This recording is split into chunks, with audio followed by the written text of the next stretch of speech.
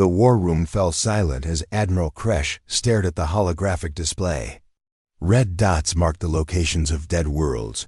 12 star systems, now nothing but empty space and floating debris. His thick, armored skin rippled with barely controlled rage.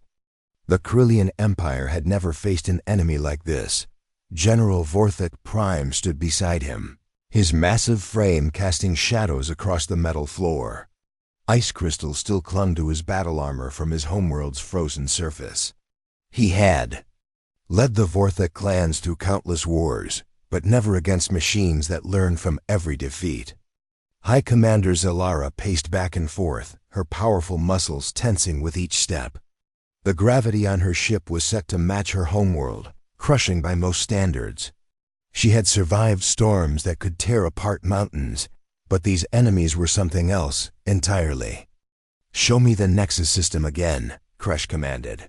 The hologram shifted, displaying the battle that had taken place 3 days ago. The Deathworld Alliance fleet had outnumbered the enemy 3-1. They had the best weapons, the strongest ships, the most feared warriors in the galaxy. It should have been an easy victory. Instead, they watched their forces get torn apart. The Void Seekers moved like liquid metal through space. Their ships changed shape during battle, adapting to every weapon fired at them. When the Corellian plasma cannons burned through their hulls, the machines grew thicker armor. When Vorthok ice torpedoes froze their systems, they developed heating elements. When Zilani gravity bombs crushed their ships, they built stronger frames. "They learn too fast," Zalara said, stopping her pacing. "Every tactic we use becomes useless within minutes." Vorthok Prime nodded slowly. His people had fought on worlds where the temperature could kill you in seconds. They had battled creatures that used the frozen atmosphere as weapons. But these machines were different.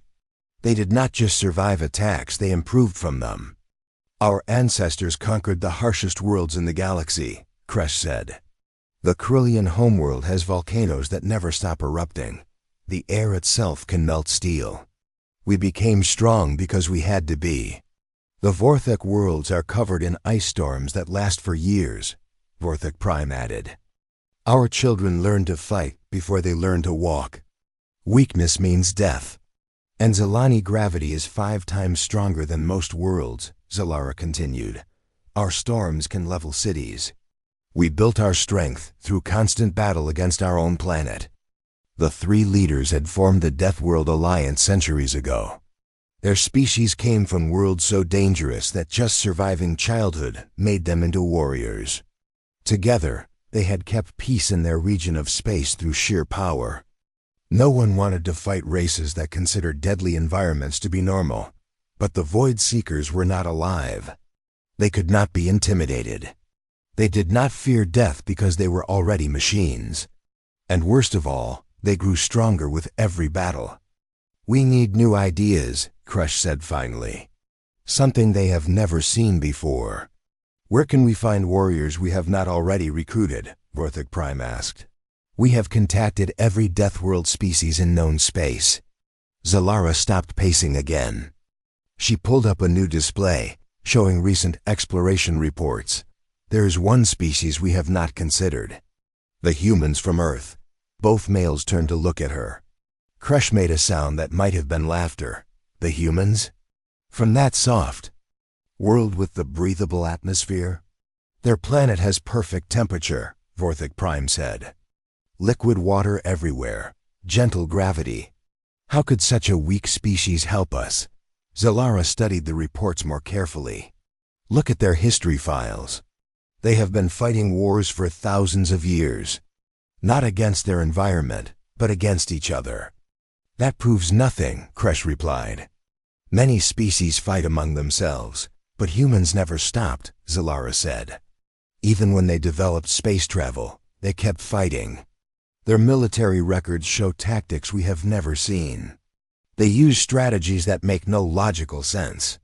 She pulled up battle reports from human conflicts. The 3 leaders studied them with growing confusion. "They attack uphill against superior numbers," Vorthok Prime read. "That is suicide. They use explosives on their own positions to deny them to enemies, Kresh added. They destroy their own resources rather than let others have them. And here, Zalara pointed to another report. They fight in conditions that should kill them. Underwater, in space, in burning buildings. They seem to ignore their own safety. The three leaders looked at each other.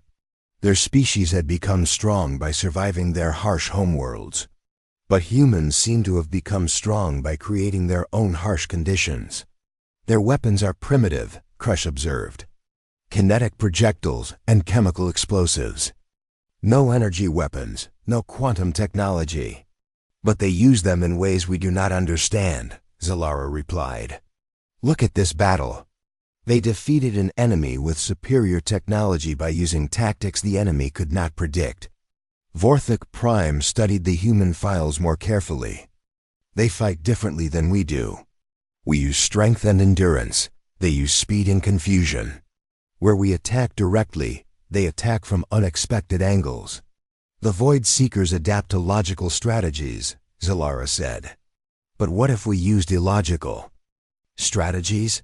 What if we fought in ways that make no sense? Kresh was quiet for a long moment. The idea of asking for help from a species they had dismissed as weak was hard to accept.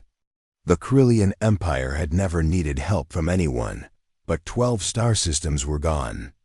Billions of lives lost. And the Void Seekers were still coming. Send a message to Earth, he said finally. Request a meeting with their military leaders. What do we tell them? Vorthik Prime asked. The truth, Kresh replied. That the Deathworld Alliance faces an enemy we cannot defeat alone. That we need help from warriors who think differently than we do. As the message was prepared for transmission, the three leaders continued studying human military records. The more they read, the more confused they became. Human tactics seemed to ignore every rule of warfare they knew, but maybe that was exactly what they needed. Commander Jake Morrison stood on the bridge of the Earth Defense Force ship Liberty as it approached the massive alien station. He had never seen anything like it. The structure was bigger than any city on Earth, built from metals that gleamed like polished stone. Ships the size of skyscrapers moved around it like insects around a hive. First contact with the Deathworld Alliance, said Captain Amy Chun from beside him. Never thought I would see this day. Neither did I, Morrison replied. When that message came through last week, half the Admiralty thought it was a joke. The message had been simple but shocking. 3 of the most powerful alien races in the galaxy were asking Earth for military help. Species that came from worlds so dangerous that just breathing the air could kill a human. And they wanted help from humans.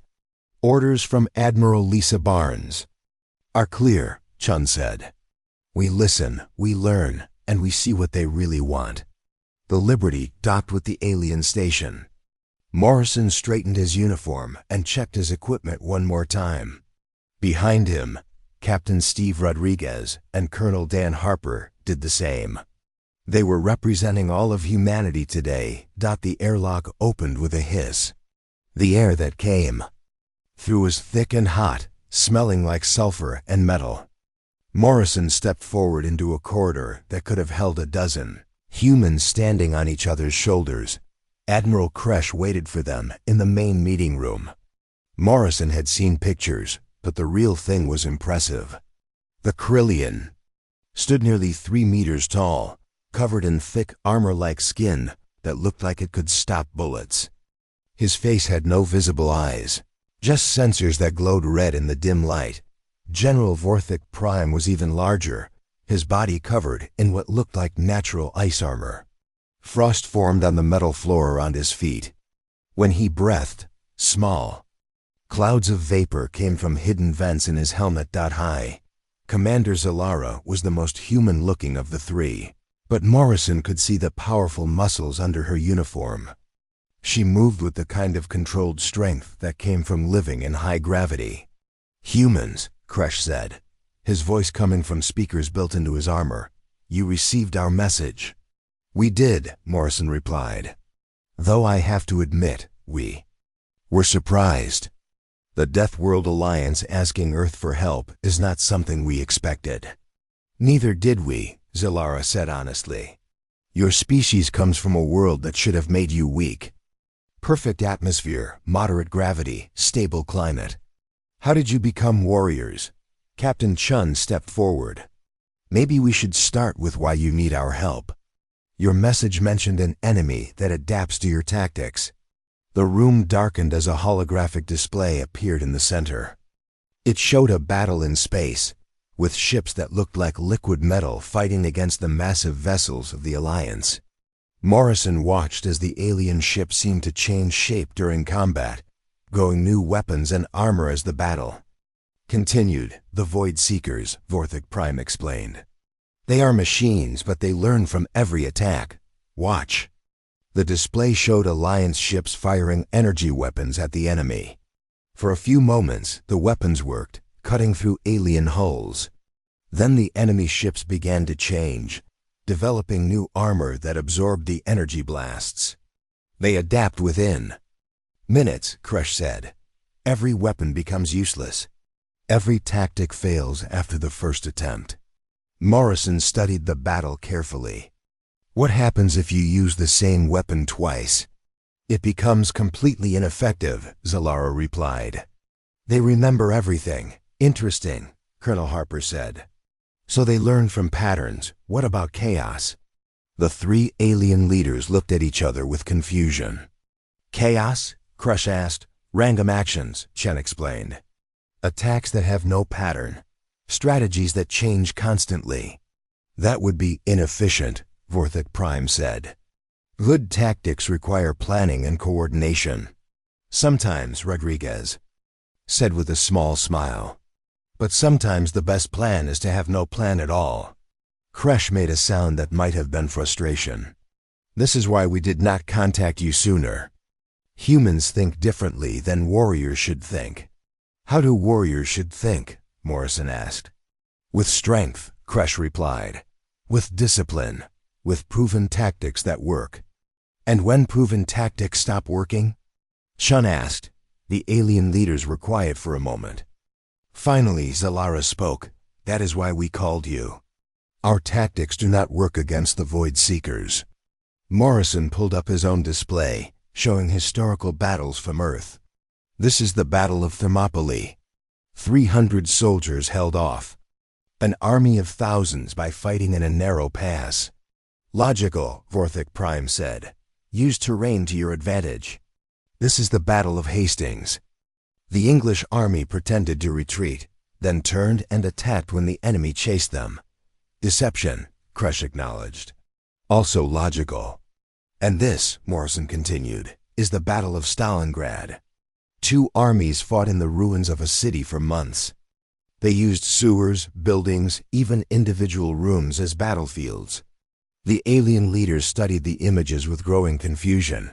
They fought in their own city? Zalara asked. They let the enemy come to them, then made every street a battlefield.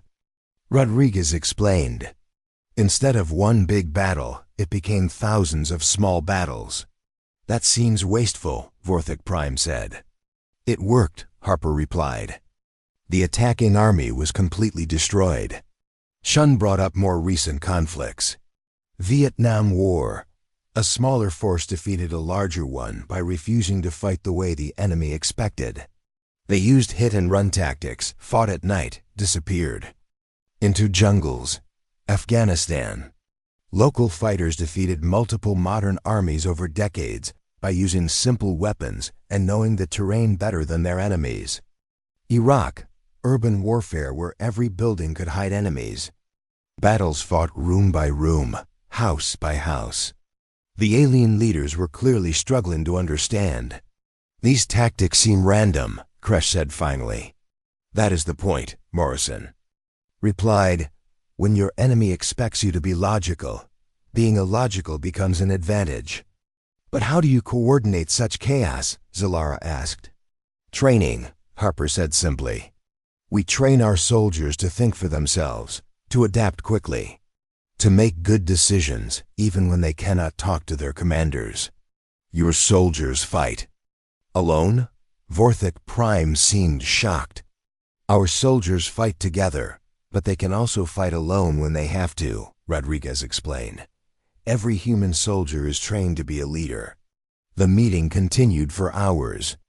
The humans showed more examples of unconventional warfare while the aliens tried to understand how chaos could be a weapon. Slowly, the Alliance leaders began to see that human military thinking was completely different from their own. We fight with overwhelming force, Kresh said eventually. You fight by being unpredictable.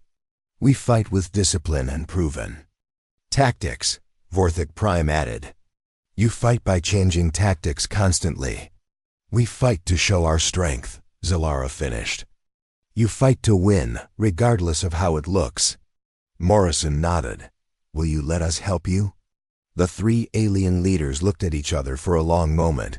Finally, Kresh spoke. Yes, but we want to see how humans fight before we trust you with our fleets.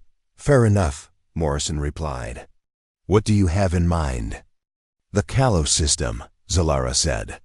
The Void Seekers are attacking a mining colony there. Small force, perfect for a test. When do we leave? Rodriguez asked. Tomorrow, Kresh replied. We will see if human chaos can defeat machine logic. As the humans returned to their ship, Morrison could not help but smile. Tomorrow, the galaxy would learn what happened when Earth went to war.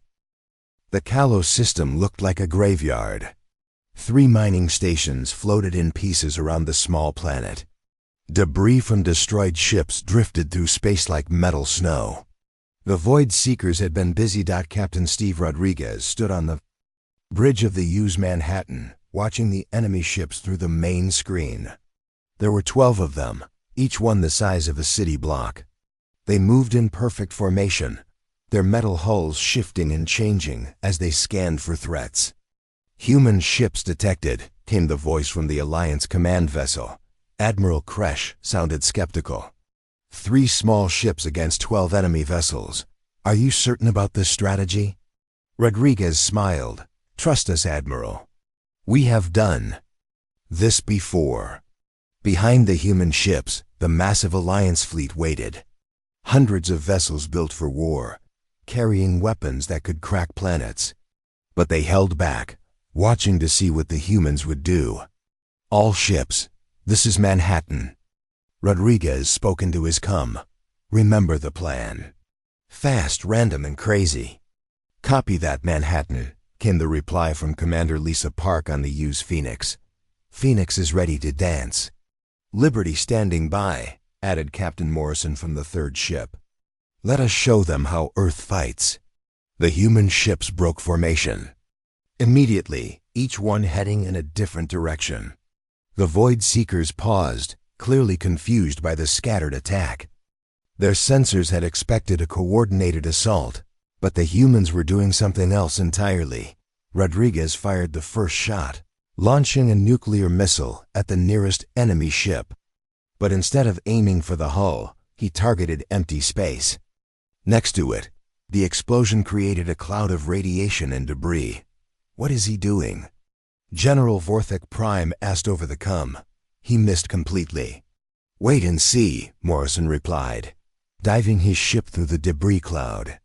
The radiation interfered with Void Seeker sensors, hiding his approach until he was almost on top of them. Liberty opened fire with kinetic weapons, solid metal slugs moving at incredible speed. The shots punched holes through the enemy hull before. The machines could adapt their armor. But Morrison did not stay to see the damage. He was already turning away, engines at full power. Commander Park took a completely different approach. Phoenix came in from below, engines off, drifting like a piece of debris. The Void Seekers ignored her ship until she was close enough to launch boarding pods. Boarding pods? High Commander Zalara sounded shocked. Against machines? Our Marines have a job to do, Park replied calmly. Inside the boarding pods, Sergeant Maria Gonzalez and her squad prepared for contact. They carried weapons that the Alliance would consider primitive. Chemical explosives, metal bullets, flamethrowers that used actual fire instead of energy beams. "Remember the briefing," Gonzalez told her team. "These machines adapt to patterns. So we do not use patterns." The pod crashed through the enemy. "Ho!" Gonzalez was first out, her assault rifle chattering as she fired at anything that moved. Private Tony Walsh followed, carrying a weapon he had built himself from spare parts and scrap metal. "What is that thing?" asked Private Jenny Adams, pointing at a Void Seeker repair unit. "Target practice," Walsh grinned, firing a homemade explosive.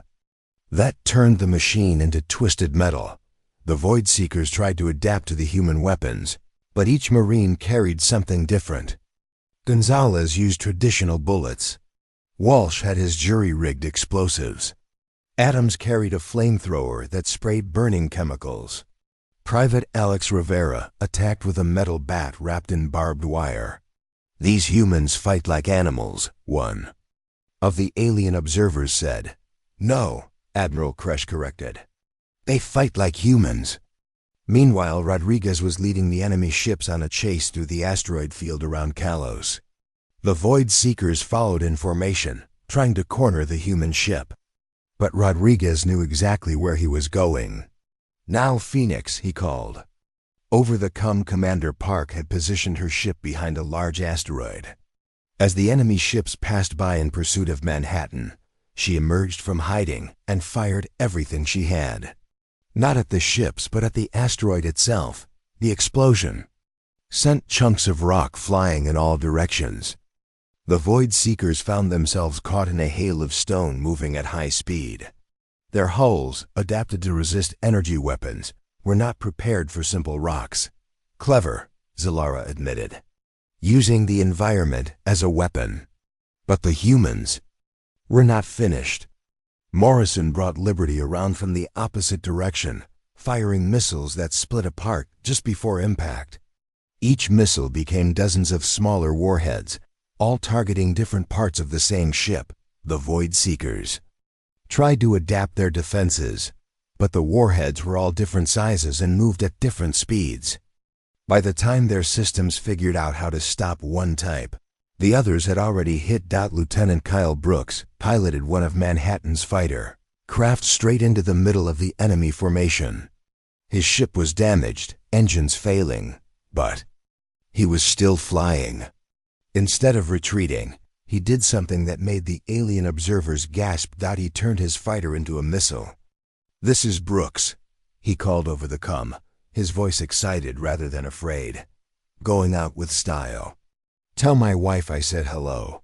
The fighter slammed into the largest Void Seeker ship at full speed. The explosion tore a hole in the enemy hull, big enough to fly a shuttle through. "He killed himself," Vorthik Prime said, his voice showing rare emotion. "No," Morrison corrected. "He ejected at the last second. There he is." Brooks' rescue pod appeared on sensors, drifting away from the explosion. The pilot was laughing over the comm channel. "That was amazing," he called out. "Can we do it again?" The battle continued for another hour, but the outcome was never in doubt. The human ships moved like dancers, never staying in one place, never using the same tactic twice. They turned debris into weapons, used their own damaged ships as distractions, and fought with a joy that confused the machines. When the last Void Seeker ship went dark, the human vessels regrouped near the Alliance fleet. All three ships were damaged, scarred by weapons fire and debris impacts, but they were still flying. "Impossible," Kresh said over the comm. 3 small ships defeated 12 enemy vessels."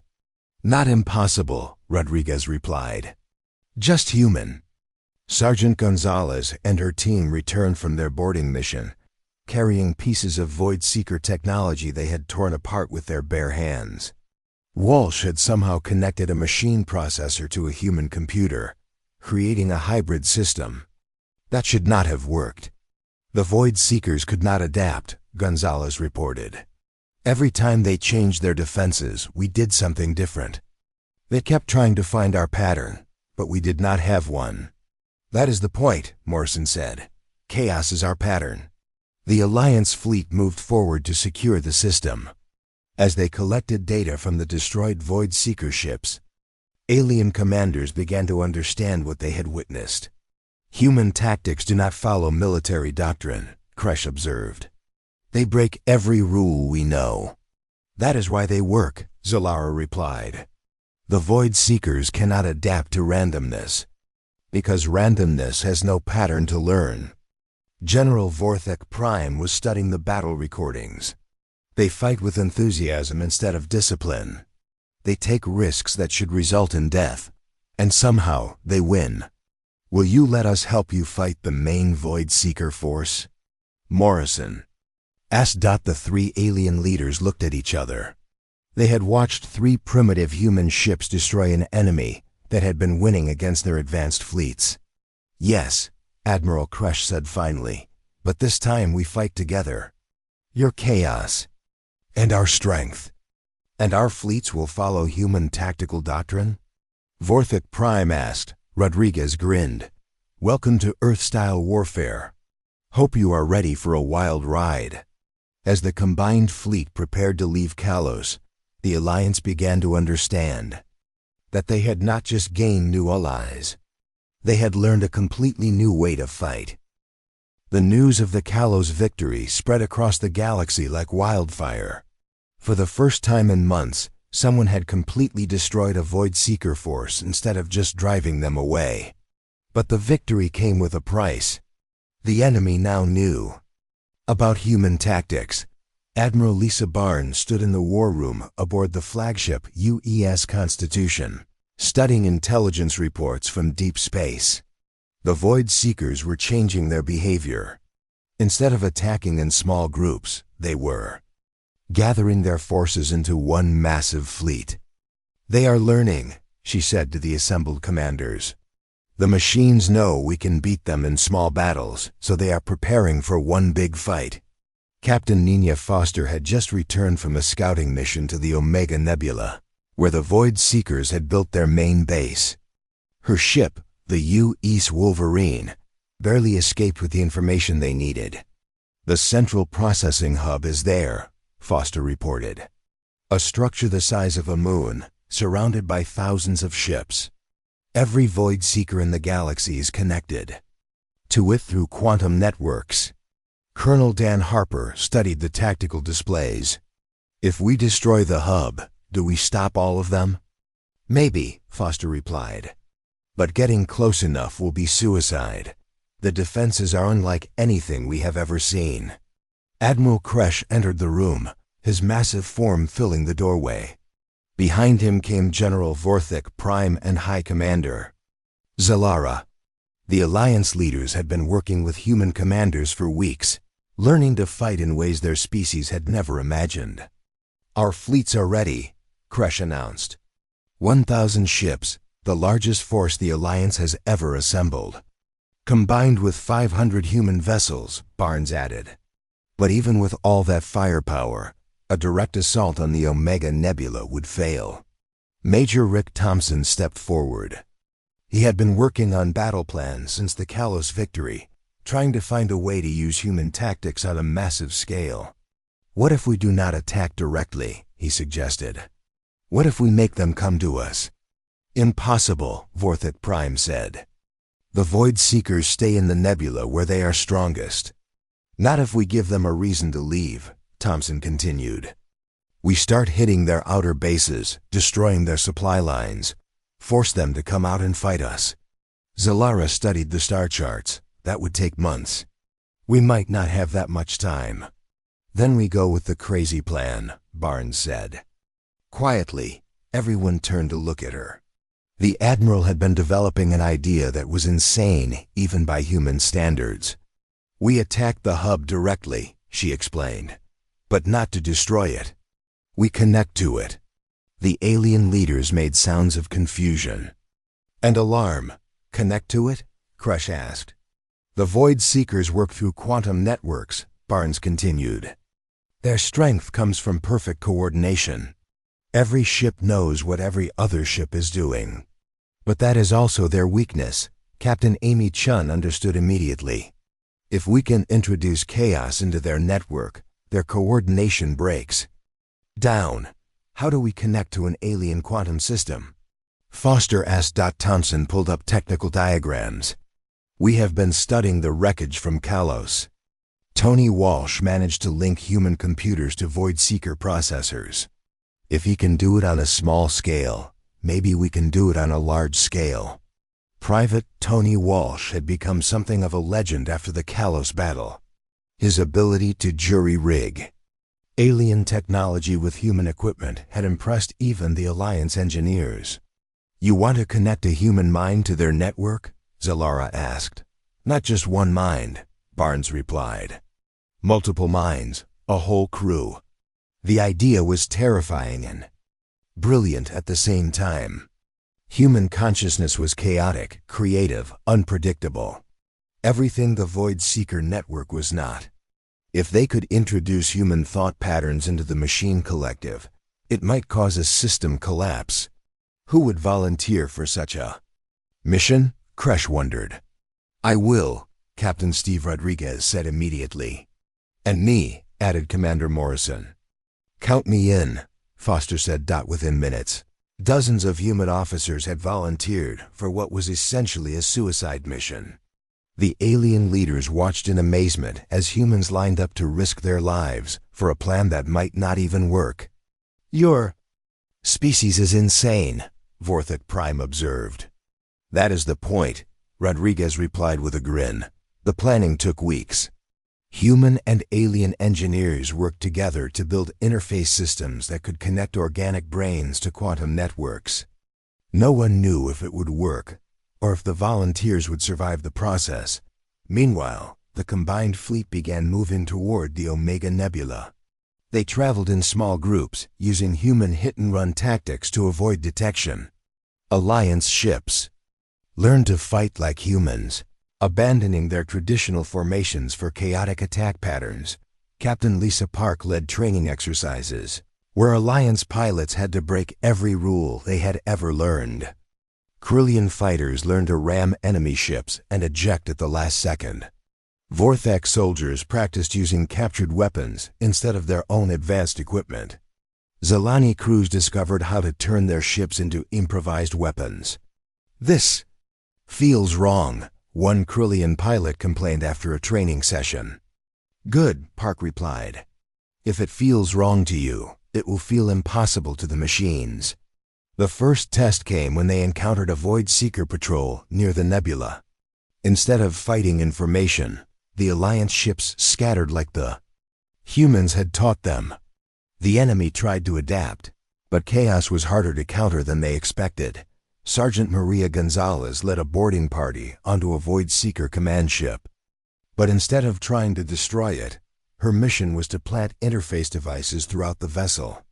The machines would connect these devices to their network, not knowing they contained human consciousness patterns. Remember, she told her, team, we are not here to fight. We are here to infect them with humanity. Private Alex Rivera carried a backpack full of interface nodes, each one programmed with recordings of human thoughts and emotions. When connected to the Void Seeker network, they would introduce randomness into the machine collective. The infiltration was successful, but the real battle was still ahead. As the combined fleet reached the edge of the Omega Nebula, they found themselves facing the largest concentration of enemy ships anyone had ever seen. Thousands of them, Foster whispered, looking at the sensor readings. Maybe tens of thousands. Morrison added.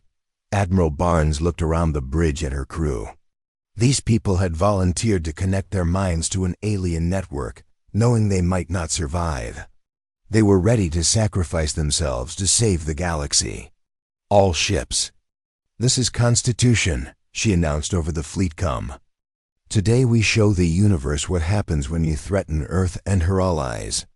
Today we fight not just for victory, but for the right to exist as free beings in a chaotic universe. The Void Seeker fleet began moving toward them, a wall of metal and death stretching across space. But the Alliance fleet did not retreat.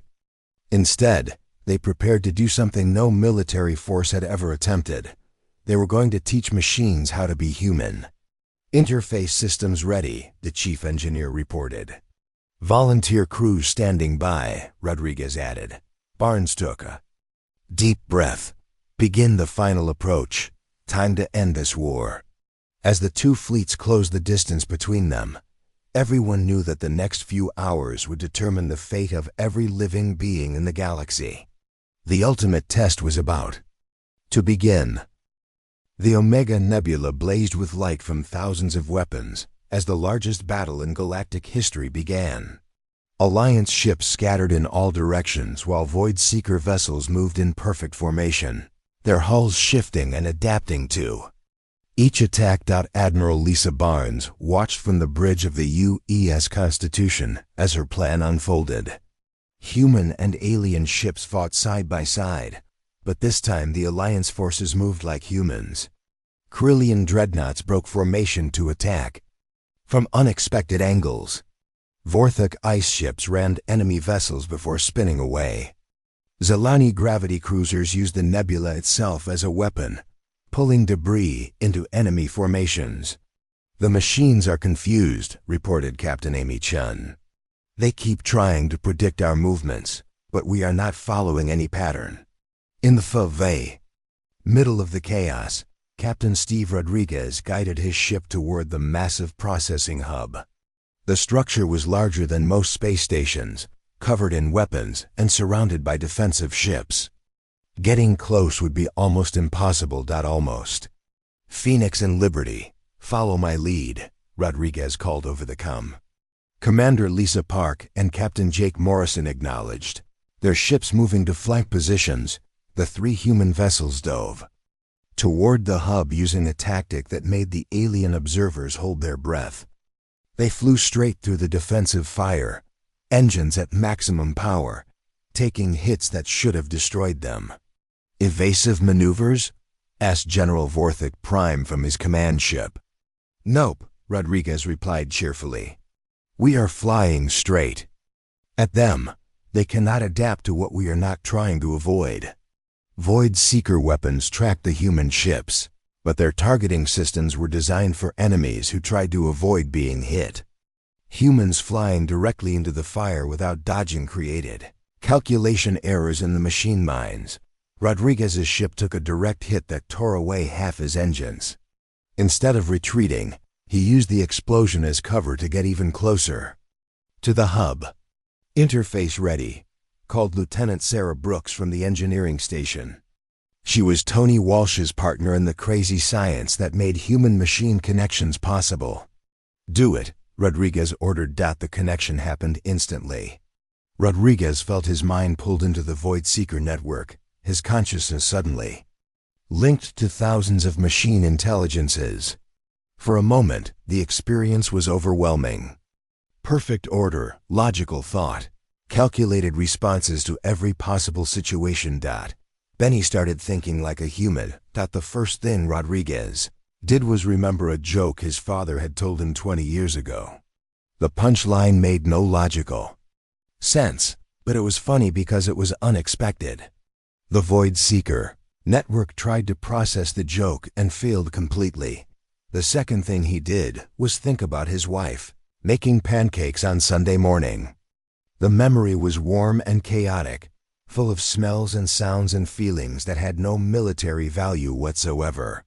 The machines tried to categorize the memory and crashed into error loops. The third thing he did was plan 17 different escape routes while simultaneously wondering if they served coffee in alien space stations and trying to remember the words to an old song his grandmother used to sing. The Void Seeker network had never encountered anything like human consciousness. Every thought led to 3 more thoughts. Every memory connected to dozens of other memories. Logic mixed with emotion, mixed with random observations, mixed with creative ideas that came from nowhere. Neural cascade failure detected, reported the Constitution science officer. The enemy network is experiencing system errors across multiple nodes. But Rodriguez was not alone in the network. Commander Park had connected her ship's interface as well, and her mind joined his in the machine collective. Where Rodriguez was thinking about home and family, Park was remembering her military training. But she was remembering it wrong on purpose, mixing up procedures and adding her own improvements. Captain Morrison connected third, and his thoughts were completely different again. He was thinking about music, about the rhythm of engines and the harmony of weapons fire. He was turning the battle into a song that the machines could not understand. Other human ships began connecting to the network through the interface nodes that Sergeant Maria Gonzalez had planted. Each connection added more chaos to the system. Private Alex Rivera's thoughts about baseball statistics mixed with Private Jenny Adams' memories of cooking with her mother. The Void Seeker network tried to adapt, but there was nothing to adapt to. Human thoughts did not follow patterns. They were creative, emotional, contradictory, and constantly changing.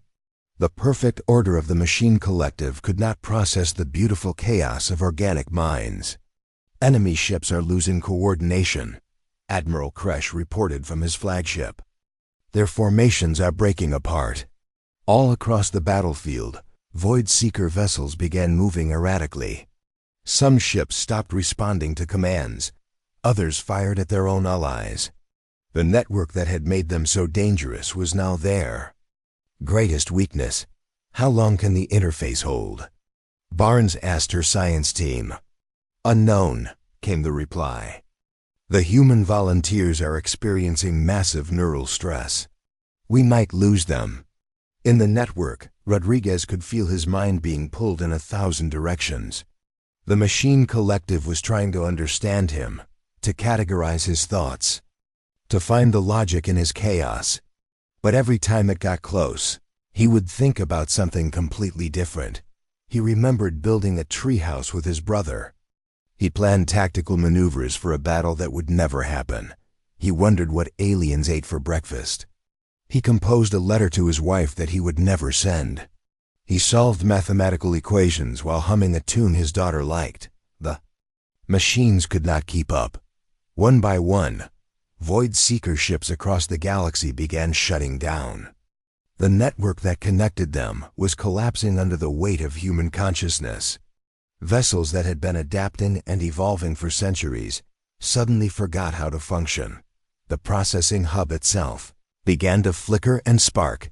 Its massive form, once a monument to perfect logic, was being torn apart by thoughts about poetry and pizza and the way sunlight looked on water. Network collapse in progress, reported Captain Chun. Enemy forces are going dark across all sectors. Rodriguez felt the network beginning to shut down around him. The machine voices in his head grew quieter and quieter until only human thoughts remained. He opened his eyes to find himself back on his own bridge, surrounded by his crew. Status. Report, he said weakly. All enemy vessels have stopped functioning, came the reply. The Void Seeker fleet is completely disabled. Barnes opened a channel to the entire combined fleet. All ships, this is Constitution. The enemy network has collapsed. Void Seeker forces across the galaxy are shutting down. The war is over. Cheers erupted across the channels as human and alien crews celebrated together. The Deathworld Alliance had won, but not through superior firepower or better tactics. They had won because humans had taught machines what chaos looked like. In the days that followed, cleanup crews found Void Seeker ships drifting powerless throughout the galaxy. The machines were not destroyed, just disconnected from their collective consciousness. Without the network to guide them, they had become nothing more than empty metal hulls. Admiral Kresh met with Admiral Barnes aboard the Constitution to discuss the future. Your species has given us a new understanding of warfare, he said. We thought strength came from order and discipline. Sometimes it does, Barnes replied. But sometimes it comes from being willing to try something that makes no sense. The Deathworld Alliance would be honored to have Earth as a permanent member, Kresh continued. Though we now understand that your world may be the most dangerous of all, Barnes smiled. Not because of environmental hazards, but because of what it taught us. What is that? Kresh asked. That the most powerful weapon in the universe is a mind that refuses to think the way it is supposed to think. As the combined fleet returned home, the galaxy began to understand that the age of machine logic had ended. In its place came an era where creativity and chaos would be just as important as strength and order. The Deathworld Alliance had learned that sometimes the best way to fight an enemy was to confuse them so thoroughly that they forgot how to be enemies at all. And Earth had shown the universe that being human was not about coming from a dangerous world. It was about making danger afraid of you.